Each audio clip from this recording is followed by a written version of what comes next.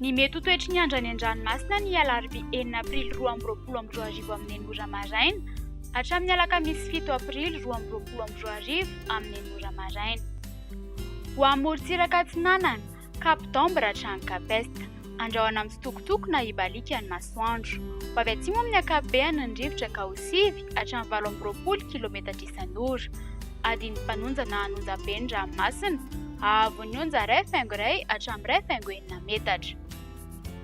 Capesta hatrany Mahanoro, andrahoana amin'ny sitokotoko fa isorana tandrifin-drahona vitsy ny alina manakaiky amin'ny Mahanoro.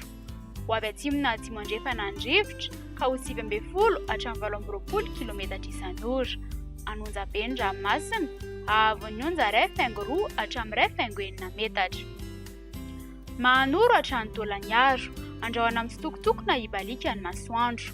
Ho avy atsimo na atsimo atsinanana ny rivotra ka ho 7 hatramin'ny 9 km isan'ora ny avaratry Mananjary. Ho avy avaratra atsinanana ny Ekafy ka ho 10 hatramin'ny 20 km isan'ora. Hanonja-be ny ranomasina, ahavon'ny onja manodidina ny 1 faingo 10 metatra.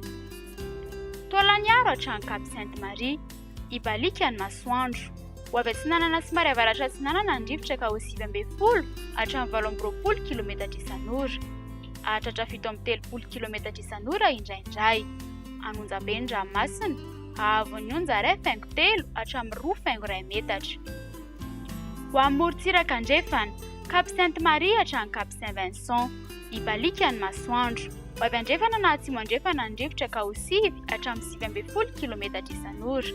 Adiny mpanonja na hanonja-be ny ranomasina, ahavon'ny onja 1 hatramin'ny 1 faingo 9 metatra.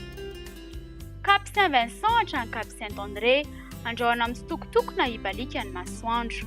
Ho avy atsimo amin'ny ankapobeny ny rivotra ka ho 7 hatramin'ny 9 km isan'ora.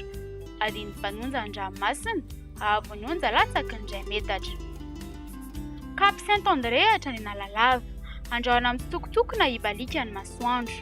Ho avy atsimo na atsimo andrefana ny rivotra ka ho 7 hatramin'ny 9 km isan'ora.